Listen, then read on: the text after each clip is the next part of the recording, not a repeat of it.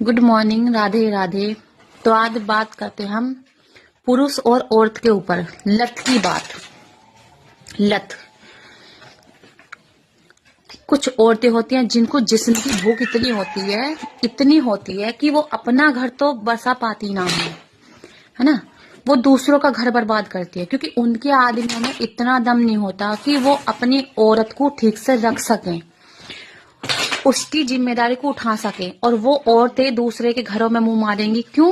क्योंकि वो पहले देखती है कि उसके घर में अच्छा कमा रहा है, उसका पति कमा रहा हो, वो खुश है। वो खुश कैसे है? चाहे वो खुद कमा रही हो, औरत खुद कमा रही है, आदमी खुद कमा रहा है, वे दोनों कमा रहे हैं।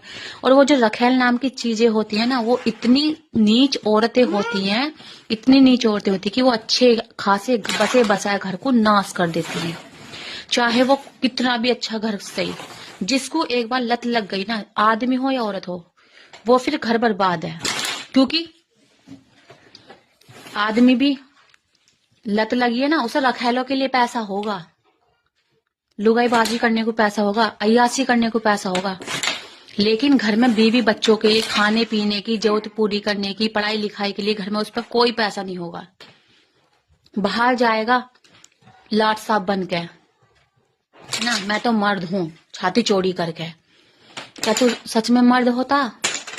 जो आदमी गलत होता, क्या वो सच में मर्द होता? जो अपनी बीवी बच्चों को धोखा दे रहा है, उनके विश्वास को तोड़ रहा, कल को अगर उसकी बेटी बड़ी होकर उसकी बेटी के साथ ऐसा हो, या उसकी बेटी ऐसा करे, तो उस पर पता पड़ेगी।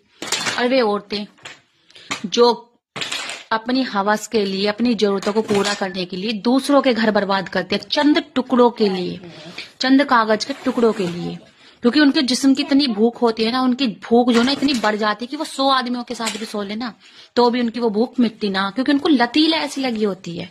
और वो ही औरत रखेल, सुसरी, छिनाल इतनी नाकदार बन के दिखाती है कि जिसकी कोई हद ना।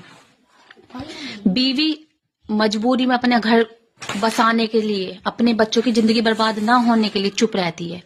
आवाज उठाएगी तो क्या समाज में क्या कहेंगे? अरे आदमी है, बाहर मुंह मारिया तो क्या हो गया, आएगा तो शाम को घर में ही। आदमियों का तो काम यही होता, आदमियों का काम होता तो औरत का काम क्या होता? औरत का अगर वो पत्नी बन गई तो क्या उसका ये काम है कि हाँ वो घर की जिम्मेदारी को झेलती रहेगी, कुछ के मरती रहेगी, घुट घुट कर मरती रहेगी? उसके अरमान, उसके सपने, उसके ख्वाब कुछ नहीं है, उसकी जिंदगी कुछ नहीं है। वो अपने बच्चों के लिए अगर इतना स्ट्रगल कर रही है तो अपना घर बसाने के लिए तो कर रही है, इतनी मारपीट झेल रही है, इतना मेंटल टॉर्चर झेल रही है, इकोनॉमिकल झेल रही है, तो सिर्फ अपना घर बसाने के लिए।